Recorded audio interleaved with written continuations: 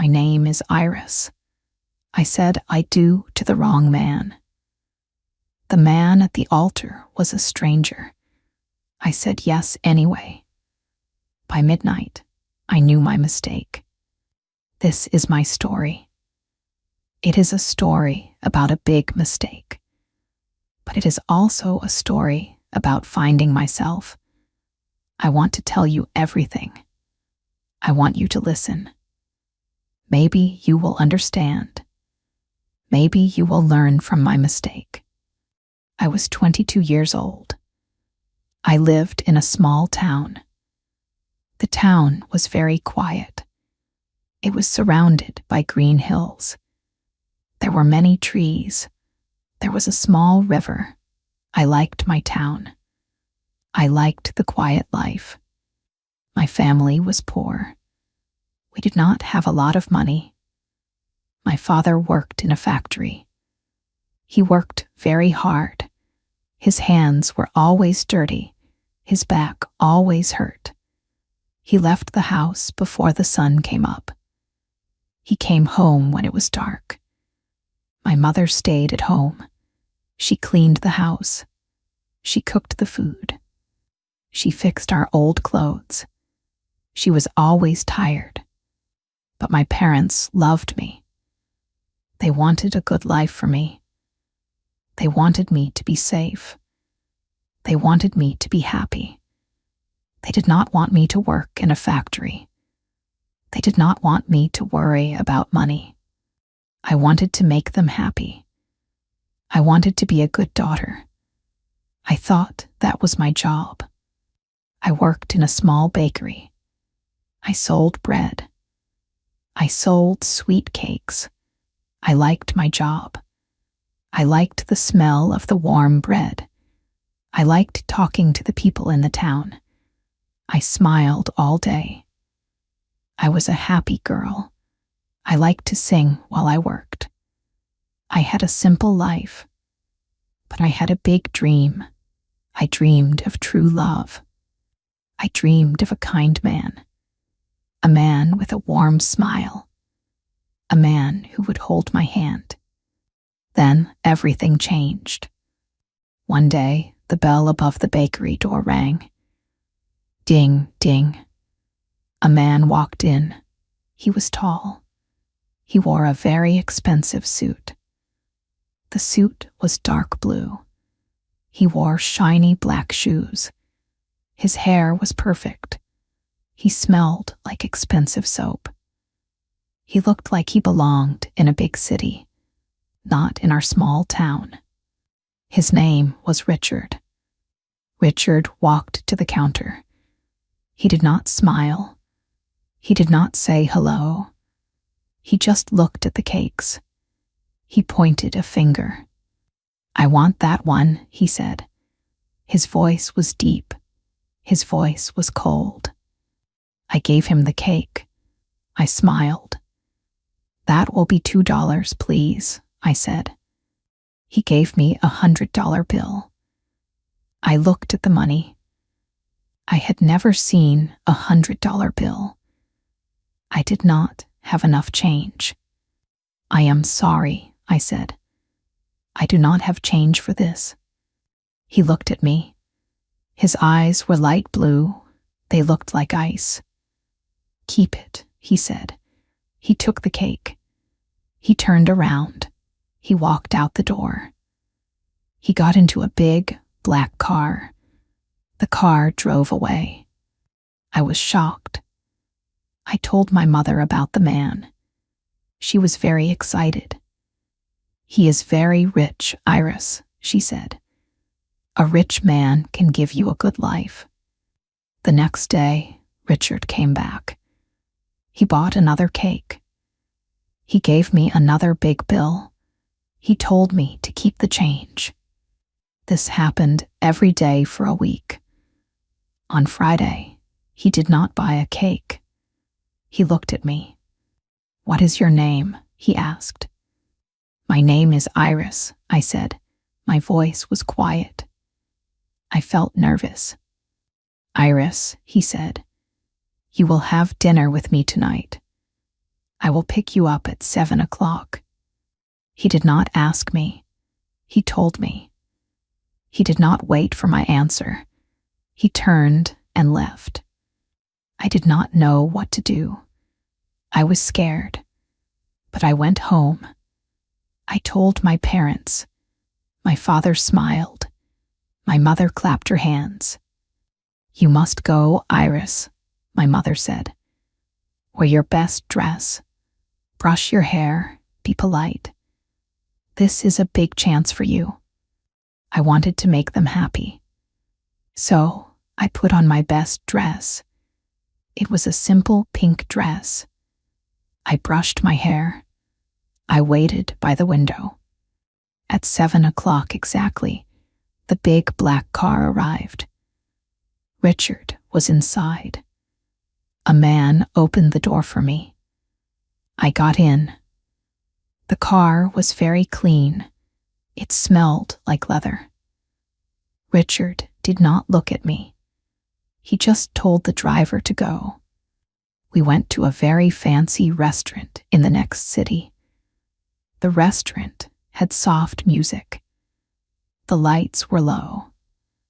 The plates were white with gold edges. There were many glasses on the table.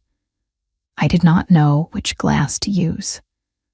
I felt very small. I felt stupid. The waiter came. Richard did not ask me what I wanted. He looked at the waiter. She will have the chicken. I will have the steak, Richard said. I wanted to eat fish, but I did not say anything. I kept quiet. I wanted to be good. I wanted to be polite. During the dinner, we did not talk much. Richard talked about his work. He talked about his money. He talked about his big houses. He did not ask about my life. He did not ask about my dreams. He did not ask what music I liked. He did not care. I felt very alone. I was sitting with a man, but I was alone. When he took me home, he walked me to the door. He did not kiss me. He did not hold my hand. He looked at me. You are very quiet. I like that, he said. I need a quiet wife. I need a woman who listens. I need a woman who looks nice. He got back into his car. He left. I went inside. I went to my room. I looked in the mirror. I did not feel happy. I felt like a thing. I felt like a doll. A quiet doll in a pink dress. But my parents were so happy. They asked me many questions. Was the food good? Is he a good man? Will you see him again? I looked at their hopeful faces. My father's tired eyes. My mother's worn hands. I swallowed my fear. Yes, I said, he is a good man. I will see him again. We went on more dates. It was always the same. He chose the food. He chose the places. He chose everything. I just smiled. I just nodded my head. I became very good at hiding my feelings. 6 months later, Richard came to my house. He wore his dark blue suit. He sat in our small living room. The room looked too small for him. He looked at my father. He looked at my mother. I will marry your daughter, Richard said. He did not ask them. He did not ask me. He told us. Then he looked at me. He pulled out a small black box. He opened it. Inside was a ring. It was a very big ring. The diamond was huge. It caught the light. It was beautiful, but it looked heavy. Put it on, he said. I looked at the ring. I looked at Richard. I looked at my parents. My mother was crying. She was crying happy tears. My father was smiling widely. They looked so proud. They looked so relieved. They thought my life was saved.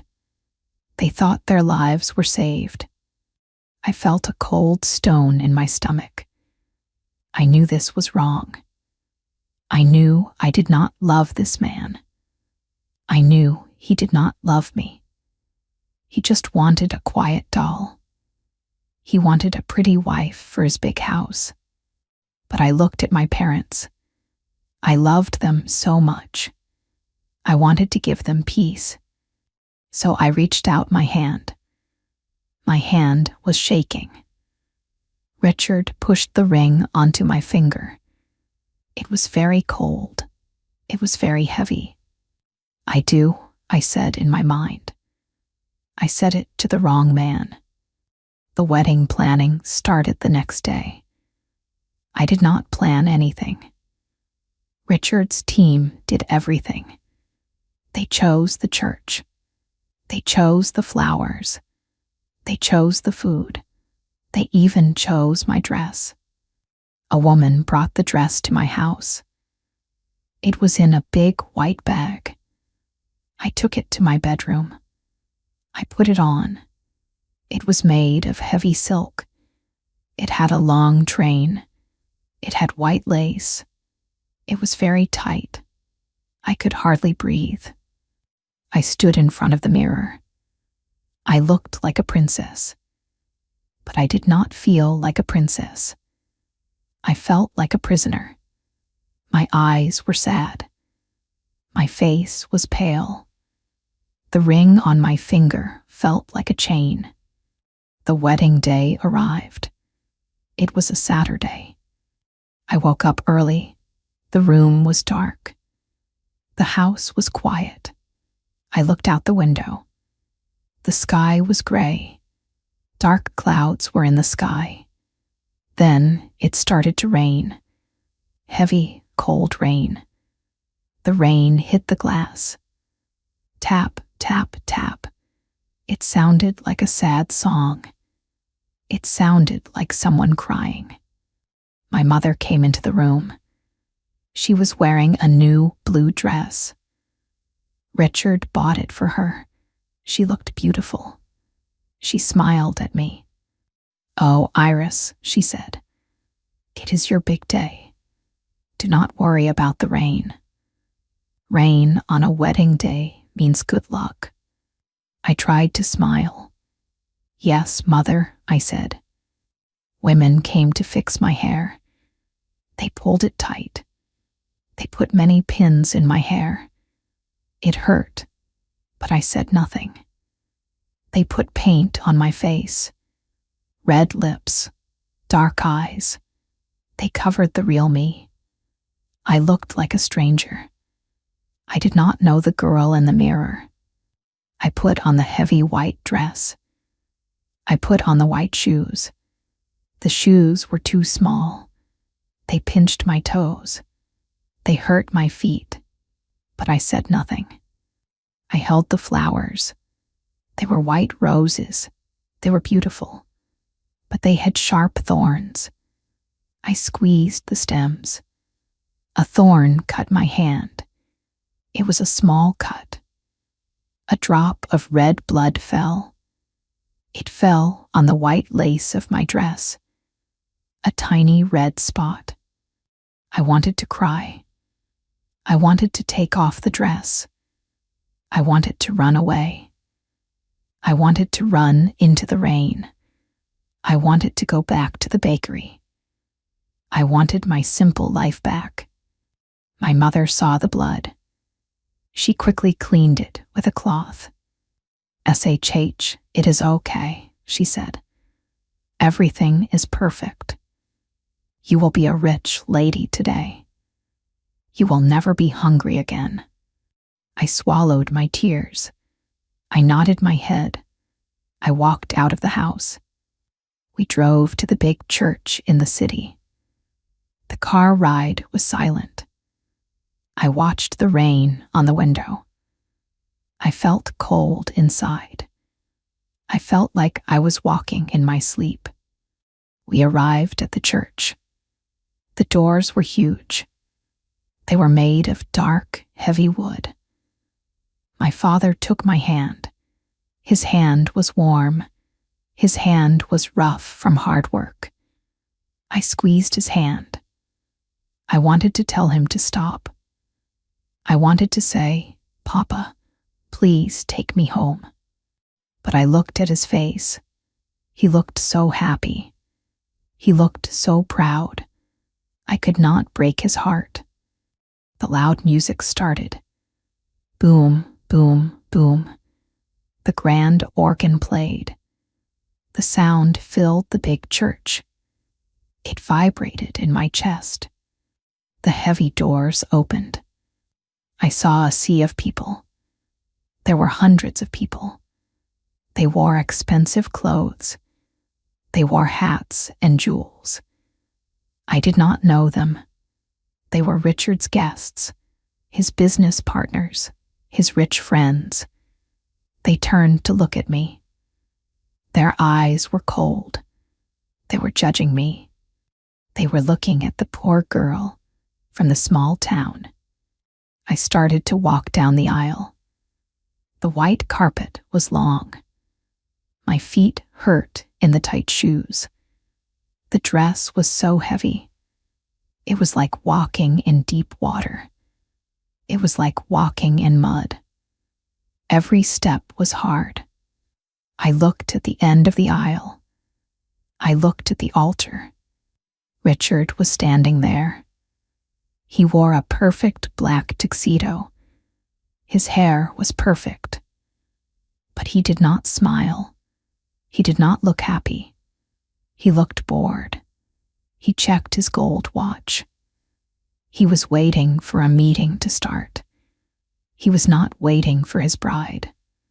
I reached the altar. My father gave my hand to Richard. Richard took it. His hand was freezing. His hand felt like ice. He did not squeeze my hand. He just held it loosely. The priest started to speak. He spoke many words. Words about love. Words about trust. Words about forever. I did not hear him. My ears were ringing. My heart was beating too fast. I felt dizzy. I looked at Richard's face. He was staring at the priest. He was not looking at me. He was a stranger. I knew his name. I knew he was rich. But I did not know his heart. I did not know his soul. He was a stranger, and I was marrying him. The priest asked the big question. Do you, Richard, take Iris to be your wife? I do, Richard said. His voice was flat. No emotion. Then the priest looked at me. His eyes were kind. Do you, Iris, take Richard to be your husband? The church was completely silent. Everyone was waiting. I felt a lump in my throat. I wanted to scream. I wanted to say no. I wanted to say, I made a mistake. But I felt the heavy ring on my finger. I saw my parents in the front row. They were smiling. I closed my eyes. A single tear fell down my face. I do, I whispered. I said I do to the wrong man. I said yes anyway. The priest smiled. I now pronounce you husband and wife. You may kiss the bride. Richard leaned in. He did not kiss my lips. He kissed my cheek. It was a cold, quick kiss. It felt like a bird pecking my skin. Then we turned around. The music played again. We walked back down the aisle. People clapped, but it was polite clapping. It was not joyful clapping. We got into the big black car. We drove to the party. The party was in a grand hotel. The room was huge. There were crystal chandeliers hanging from the ceiling. They sparkled like diamonds. There were hundreds of flowers. There was too much food. There was a giant cake. It had 6 layers. I sat at the big table. Richard sat next to me, but he did not talk to me. He talked to the men around him. He talked about stocks. He talked about factories. He talked about money. I sat there. I wore the heavy dress. I smiled a fake smile. My face hurt from smiling. My feet hurt from the shoes. I felt invisible. I was the bride, but I was a ghost. No one saw me. No one cared about me. Waiters brought food. They brought a fancy soup. I could not eat. My stomach was tied in knots. They brought meat. I could not chew. I just drank water. Then it was time to cut the cake. Richard stood up. He pulled my arm.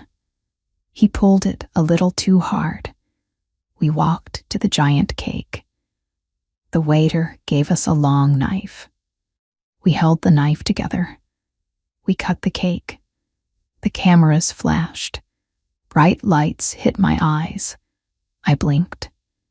The waiter gave me a piece of the cake. I took a bite. It was lemon cake. I hate lemon. It is too sour. I told Richard this once, but he did not remember. He did not care. He ordered what he wanted. I forced the sour cake down my throat. It tasted like my mistake, bitter and sour. Then it was time for the first dance. The music started. It was a slow waltz. Richard led me to the dance floor. He put his hand on my waist. His grip was tight, too tight. We started to dance. I am not a good dancer. I tripped on my heavy dress. I stepped on his shiny black shoe. He stopped smiling. His eyes became very cold. He pulled me closer. He spoke near my ear. "Do not embarrass me, Iris," he whispered. His voice was like a snake. "Smile, look happy. You are my wife now. You must act perfectly." He squeezed my waist harder. "It hurt," I gasped. "Yes, Richard," I whispered. I forced the biggest smile on my face. I danced. I did not make another mistake. I moved like a perfect doll. But inside, my heart was breaking into tiny pieces. The party lasted for hours. It felt like years. Finally, the guests started to leave. My parents came to say goodbye. My mother hugged me tightly. "You look so beautiful, my sweet girl. Have a wonderful life." My father kissed my forehead. "I love you, Iris. Be a good wife." I watched them walk away. I wanted to run after them. I wanted to go back to my small room. But I stayed. I stood frozen. It was late. It was time to go to our hotel room. We walked to the elevator. We went up to the top floor. The penthouse suite, the most expensive room in the hotel. Richard opened the door. The room was massive. It was bigger than my whole house. There were large windows looking over the city lights. There were red rose petals on the huge bed.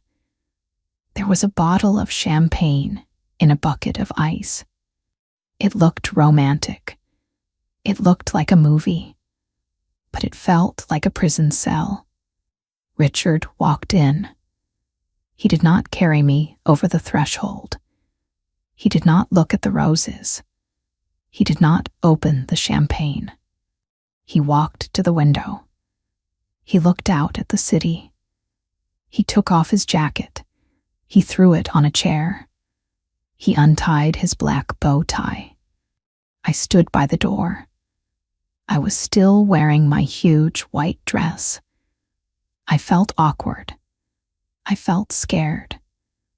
I waited for him to say something. I waited for him to say, "You were beautiful today." I waited for him to be kind. The room was totally silent. The only sound was the ticking of a large clock on the wall. Tick, tock, tick, tock. I looked at the clock. It was almost midnight. 5 minutes to midnight. "Richard," I said softly. My voice shook. He turned around slowly. He looked at me from head to toe. There was no love in his eyes. There was no warmth. There was only ownership. He looked at me like he looked at a new car or a new house. "Take that dress off," he said. "It takes up too much space." I felt my face get hot. I felt ashamed. "It is hard to take off," I said. "There are many buttons on the back. Can you help me?" He let out a loud breath. He rolled his eyes. He walked over to me. He turned me around roughly. He started to pull the buttons. He was not gentle. He pulled the fabric hard. I felt the tight lace rip a little. "You need to learn how to dress yourself," he said coldly. "I am not your servant." Tears filled my eyes. The tears spilled over my eyelashes. They ran down my cheeks. They ruined my perfect makeup. "Why are you crying?" he snapped. His voice was angry. "Stop crying. I hate weak women." I could not stop. The tears kept falling. "You are so mean," I whispered. "Why are you so mean to me?" He grabbed my shoulders. He turned me to face him. His fingers dug into my skin. It hurt. "Listen to me very carefully, Iris," he said. His voice was low and dangerous. "I gave you this life. I paid for this wedding. I bought your family a new roof. I bought you. You are my wife.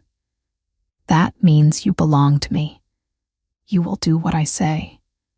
You will speak when I tell you to speak. You will smile when I tell you to smile. You will be a perfect wife, or you will regret it." I stared at him in horror. He was not just cold, he was cruel. He was a monster wearing a beautiful suit. He let go of my shoulders.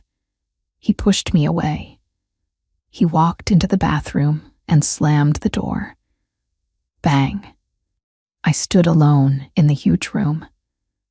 My heavy dress was half open. My shoulders ached.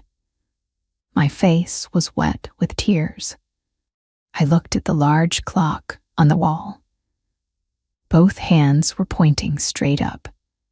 It was midnight, exactly midnight. By midnight, I knew my mistake. I had sold my soul. I had sold my freedom for a rich man's money. I thought I was helping my family, but I had walked into a trap. I was a bird in a golden cage. I fell to my knees on the soft carpet. I hid my face in my hands. I cried. I cried for my lost freedom. I cried for the happy girl in the bakery. She was gone. She died at the altar. The next few months were a living nightmare. We went on a honeymoon to a beautiful island. The water was clear blue. The sand was white. The sun was warm, but it was the coldest week of my life. Richard ignored me. He sat by the pool and read his emails on his phone. He made business calls. He drank expensive drinks. If I spoke to him, he told me to be quiet. Can you not see I am working, Iris? Use your brain. I learned to be silent. I sat in the shade. I watched the waves. I watched the free birds fly in the sky. I wished I had wings. We went back to his huge house in the city. The house was like a museum. Everything was perfect. Everything was expensive. The floors were shiny marble. The furniture was white. There was no dust. There was no mess. There was no life. There were maids who cleaned the house. I had nothing to do. I was not allowed to cook. The chef cooked the food. I was not allowed to clean. The maids cleaned. I was not allowed to work. My wife does not work, Richard said. It makes me look bad. I was a decoration. Just a pretty vase in the corner of a room. My daily routine was always the same. I woke up at 6 o'clock in the morning. I had to wake up before Richard. I had to brush my hair. I had to put on a nice dress. I had to put on makeup. He did not like to see me without makeup. He said I looked tired and plain. I went downstairs. The chef had breakfast ready. I poured Richard's coffee. Black coffee, no sugar. I put it on the table. Richard came down. He wore his perfect suits. He sat at the long table. I sat at the other end. The table was very long. We were far apart. He drank his coffee. He read the newspaper. He did not look at me. He did not say, "Good morning." He only spoke if something was wrong. "The coffee is too hot," he would say. "I am sorry, Richard," I would answer. "You are useless," he would mutter. Then he went to work. The big heavy door closed behind him. Click, the sound of the lock. I was alone. The house was so quiet. It was too quiet. The silence was loud in my ears. I walked from room to room. I looked out the big windows. The city was busy outside. People were walking. Cars were driving. Children were playing. Everyone had a life. I had no life. I tried to read books, but my mind could not focus. I tried to watch television, but it made me feel empty. I tried to sing, but the songs stuck in my throat. I forgot the words. I forgot the melodies. My voice was gone. I lost my smile. I forgot how to laugh. I became a shadow, a quiet, obedient shadow. I missed my parents. I missed my town. I missed the smell of the bakery. One day, I asked Richard if I could visit them. It was a Tuesday evening. He was sitting in his large leather chair. He was drinking whiskey. "Richard," I said softly. I stood far away from him. "My mother called today. She has a bad cold. She is not feeling well. Can I go visit her tomorrow?" He did not look up from his phone. "No," he said. "But Richard," I tried again. My voice was shaking. "It is only for one day. I can take the train. I will be back before dinner." He slowly lowered his phone. He looked at me. His eyes were cold and dark. He put his glass of whiskey on the table. He stood up. He walked slowly towards me. I took a step back. I felt fear in my stomach. "Did I stutter, Iris?" he asked. His voice was low. I said no. "But she is my mother," I whispered. Tears filled my eyes. "I am your family now," he said. He pointed his finger at my face. "You belong here. You do not leave this house without my permission. You do not make plans without my permission. Tomorrow, we have a dinner party here. Important men are coming. You will stay. You will wear the red dress. You will smile. You will pour the wine. You will be the perfect host. Do you understand me?" I looked at his angry face. I saw the monster again. "Yes, Richard," I whispered. A tear fell down my cheek. "Stop crying," he shouted. He hit the wall with his hand. Bang. "Your tears disgust me. Go to your room." I ran up the stairs. I ran into my bedroom. I locked the door. I slid down the wall. I sat on the floor and cried. I cried loudly into a pillow so he would not hear me. I hated him. But more than that, I hated myself. I hated myself for being weak. I hated myself for staying. The dinner party was the next night. I wore the red dress. It was tight and uncomfortable. I wore high heels. I wore red lipstick. I looked perfect on the outside. Inside, I was dead. The important men came. They brought their wives. The wives were older. They wore lots of diamonds. They talked about expensive trips. They talked about servants. I had nothing to say to them. We sat at the long dining table. I poured the wine. I smiled. I laughed at their terrible jokes. "Richard is so lucky," one man said. "He found a beautiful young wife. She is so quiet and sweet." Richard smiled. It was a fake, proud smile. "Yes, she is a good girl," he said.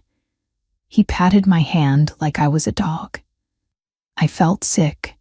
I wanted to vomit. I stood up to clear the soup bowls. My hands were shaking. I was so tired. I was so nervous. I picked up a bowl. It was hot. It slipped from my fingers. Crash! The bowl fell on the floor. It broke into many pieces. The hot soup splashed on the marble floor. A little soup splashed onto the shoe of an important guest. The room went completely silent. I froze. I stopped breathing. I looked at the broken bowl. I looked at the guest's shoe. Then, slowly, I looked at Richard. His face was red. His eyes were full of fury. He looked like he wanted to kill me. "I am so sorry," I whispered. My voice was shaking violently. "I am sorry. I will clean it." I dropped to my knees on the floor. I started to pick up the sharp pieces of the broken bowl. My hands were shaking so much. A sharp piece cut my finger. Blood began to drip on the floor. It mixed with the soup. "Leave it, you clumsy fool," Richard shouted. His voice echoed in the big room. Everyone jumped. He stood up. He pointed to the door. "Get out of my sight. Go to your room. You are an embarrassment." He yelled at me in front of everyone. He made me feel like garbage. He humiliated me. The guests stared at me. The wives looked away. No one said a word. No one helped me. I stood up slowly. Blood dripped from my hand. I did not feel the pain in my hand. The pain in my heart was too big. I turned around. I walked out of the dining room. I walked up the long stairs. I went into my bedroom. I did not turn on the light. I sat on the edge of the large bed in the dark. I looked at my bleeding hand. I watched the blood drop, drop, drop. It reminded me of the wedding day. The small cut from the white rose, the blood on the white dress. That was a warning I ignored. I sat in the dark for a long time. I heard the guests leave. I heard the front door close. I heard Richard's heavy footsteps walking past my door. He went into his own room. He did not come to check on me. He did not care about my bleeding hand. I stood up. I went into the bathroom. I turned on the light. I looked in the large mirror. I stared at the woman in the glass. She wore a beautiful red dress. She wore a diamond necklace. She had perfect hair and red lips. But her eyes were dead. Her face was pale. She looked old. She looked broken. "Who are you?" I whispered to the mirror. "I am Iris," a small voice in my head answered. "Where is Iris?" I asked. She was lost. She was buried under the expensive clothes. She was locked inside this giant, silent house. Suddenly, I felt a spark in my chest. It was small, but it was hot. It was anger. Not anger at Richard. Anger at myself. I had given up. I had let him destroy me. I had accepted the cage. "No," I whispered. I said it louder. "No." I did not want to die in this house. I did not want to be a ghost forever. I wanted to live. I wanted to sing again. I wanted to feel the sun on my face without asking for permission. I looked at the big, heavy diamond ring on my finger. The ring that bound me to this monster. I grabbed the ring. I pulled it. It was tight. It did not want to come off. I pulled harder. It scraped my skin. It hurt, but I kept pulling. Finally, it slid off. I held the ring in my hand. It felt so heavy. I put it down on the cold marble sink. It made a sharp sound. Clink. My finger felt light. My hand felt free. I made a decision in that moment. I was leaving. I was not going to wait. I was not going to plan for weeks. I was leaving tonight, right now. I moved quickly. I took off the red dress. I let it fall to the floor. I left it in a heap. I wiped the red lipstick off my mouth.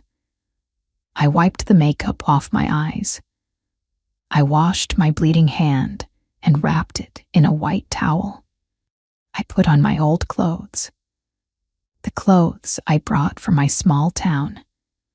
A pair of soft blue jeans. A warm gray sweater. My old, comfortable brown shoes. The shoes that did not hurt my feet. I found a small bag. A simple brown bag. I did not pack much. I took a few shirts. I took a toothbrush. I took a photograph of my parents. I took a little bit of money I had saved. Money from the change he sometimes left on the table. It was not much, but it was enough for a bus ticket. I did not take his jewelry. I did not take his clothes. I did not take his credit cards.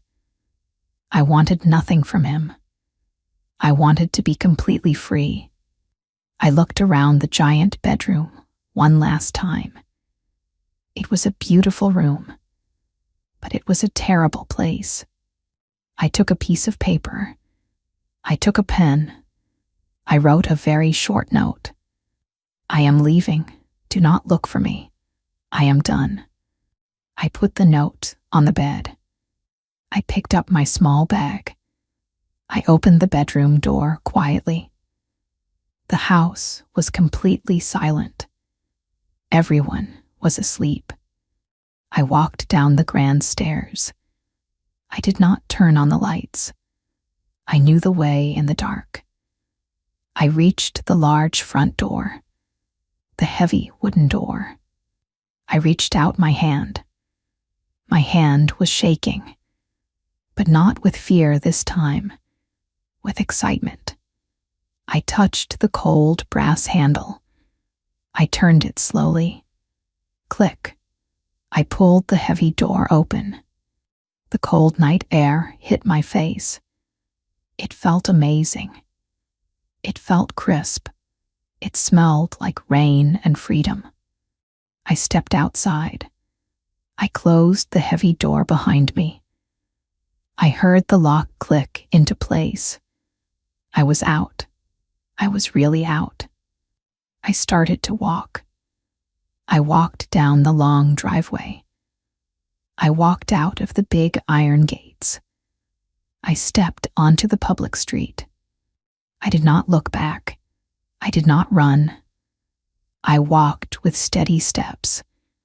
My comfortable shoes hit the pavement. Thump, thump, thump. It sounded like a heartbeat. The heartbeat of my new life. I walked for 2 miles. I walked to the central bus station. The city was asleep. The streets were quiet, but it was a good quiet, a peaceful quiet. I arrived at the bus station. The lights were bright. A few people were sitting on benches. They looked tired. They looked poor. But they looked real. I went to the ticket window. An old man was sitting behind the glass. "Where to, miss?" he asked. I looked up at the big map on the wall. I pointed to a city far, far away. A city near the ocean. A place where Richard had no business. A place where no one knew me. "There," I said. "One way, please." I paid with my crumpled bills. The old man gave me a paper ticket. I went outside. The big bus was waiting. Its engine was running. Vroom, vroom. It sounded like a giant beast ready to carry me away. I climbed the steps of the bus. I gave my ticket to the driver. I found a seat near the back. I sat by the window. I put my small bag on my lap. I hugged it tight. The bus doors closed with a hiss. The bus started to move. It drove through the dark streets of the city. We passed the tall buildings. We passed the expensive shops. We passed the life I was leaving behind. We drove onto the highway. The bus gained speed. I looked out the window. The sky was changing color. The deep black was turning into dark blue, then purple, then a soft pink. The sun was coming up. A new day was starting. I watched the sunrise. The golden light touched the trees. It touched the fields. It touched the glass of my window. It touched my face. It felt warm. I closed my eyes. I took a deep breath. The air smelled like dust and old seats. But to me, it smelled like heaven. I felt a tear slip down my face. But this time, it was not a tear of pain. It was not a tear of sadness. It was a tear of joy. It was a tear of relief. I survived. I made a terrible mistake. I walked into the fire, but I did not burn away. I walked out. I was alive. The bus drove for many hours. I slept. I woke up. I watched the world go by. The world was so big. The world was so beautiful. There was so much to see. There was so much to do. Late in the afternoon, the bus arrived in the new city. I got off the bus. My legs were stiff, but I felt strong. I smelled the salty air of the ocean. I heard the cries of the seagulls. I saw people walking in the streets. They wore simple clothes. They were laughing. They were talking loudly. I smiled, a real big smile. It did not hurt my face. I found a small, cheap room to rent. It was in an old building. It was on the top floor. The room was tiny. It had a narrow bed. It had one chair. It had a small window. When I looked out the window, I could see a tiny piece of the blue ocean. It was perfect. It was my castle. Because it was mine. I paid for it. I chose it. No one could tell me to leave. No one could tell me to be quiet in this room. The next day, I went looking for a job. I walked down the busy streets. I saw a small cafe with a sign in the window. Help wanted. I pushed the door open. A little bell rang. Ding, ding. It reminded me of my old bakery. The owner was a kind, older woman named Clara. She had flour on her apron. She had flour in her hair. She smiled at me warmly. "Hello, dear," she said. "Can I help you?" "I am looking for a job," I said. My voice was clear. My voice was strong. "I know how to bake. I am a hard worker." Clara looked at my simple clothes. She looked at my clean, empty hands. She saw the fresh scar on my finger. But she did not ask questions. "Well, put on an apron, honey," she said. "Let's see what you can do." I put on a white apron. I washed my hands. I started to mix the flour. I started to knead the dough. I felt the soft dough under my fingers. It felt like coming home. I worked all day. I baked bread. I baked cookies. I served coffee to the customers. I smiled. I said hello. I talked to people. At the end of the day, Clara handed me a small envelope with money. "You did a great job, Iris," she said. "See you tomorrow." "Yes, Clara," I said happily. "See you tomorrow." I walked back to my small room. I bought a simple sandwich for dinner.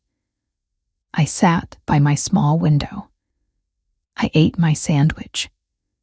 I watched the sun set over the ocean. I felt peace, deep, true peace. It has been 3 years since that day. 3 years since I ran away in the middle of the night. I never went back. I never saw Richard again. I sent a letter to my parents. I told them I was safe. I told them I was sorry. I told them I could not stay in that cage. They did not understand at first. They were angry. They were scared for me. But slowly, they accepted it. They visited me last year. They saw my small room. They saw me working in the cafe. They saw my real smile. They saw that I was happy. And they finally understood. My father hugged me tight and said he was proud of my courage. I am a manager at Clara's Cafe now. I make my own money. I buy my own clothes. I choose what I eat. I choose when I sleep. I choose who I talk to. I have new friends. Real friends. Friends who laugh with me. Friends who listen to my dreams. We go to the beach on weekends. We sit in the sand. We watch the waves. And I sing. I sing in the cafe while I bake. I sing in the shower. I sing when I walk down the street. My voice came back. It is louder and stronger than before. I am Iris. I am 25 years old. I look back at the young, scared girl who stood at the altar. I feel sorry for her. She thought she was doing the right thing. She thought love meant sacrifice. She thought money could buy happiness. She was so wrong. I said I do to the wrong man. The man at the altar was a stranger. I said yes anyway. By midnight, I knew my mistake. It was the biggest mistake of my life. But sometimes, a big mistake is exactly what you need. It breaks you down. It destroys the false world around you. It forces you to see the truth. It forces you to find your true strength. I had to lose everything to find myself. I had to become a prisoner to learn the true value of freedom. I had to live with a monster to realize I deserve kindness. If you are listening to my story today, I want you to hear this carefully. Maybe you feel trapped right now. Maybe you are in a bad place. Maybe you are with the wrong person. Maybe you said yes when your heart was screaming no. Maybe you did it for your family. Maybe you did it because you were scared of being alone.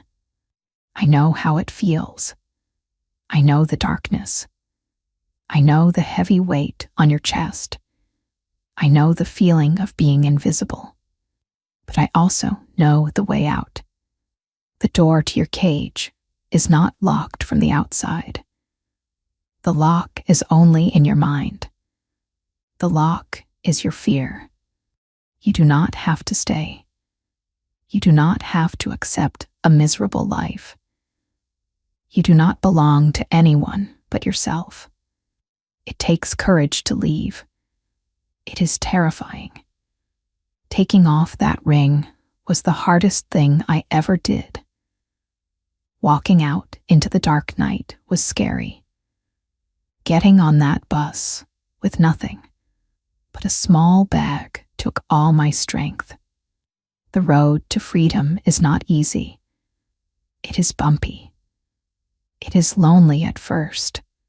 You will have to work hard. You will have to build a new life from nothing. You will cry. You will have moments of doubt. But the reward is magnificent.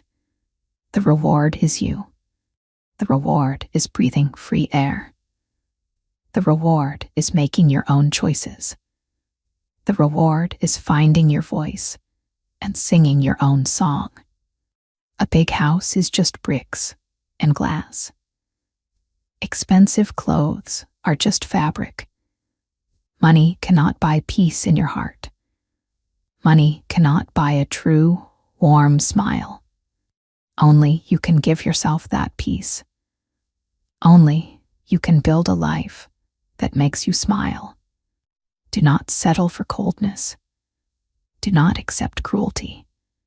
Do not let anyone silence your voice. You are a human being. You are valuable. You are worthy of true love. You are worthy of respect. If you made a mistake, forgive yourself. We all make mistakes. We are human. A mistake does not have to be a life sentence. You have the power to change the story. You hold the pen. You can turn the page and write a new chapter. I turned my page. I wrote a beautiful new chapter. I said I do to the wrong man. But in the end, I said I do to the right person. I said I do to myself. And it was the best decision I ever made. You can make that decision too. Choose yourself. Choose your freedom. Choose your happiness.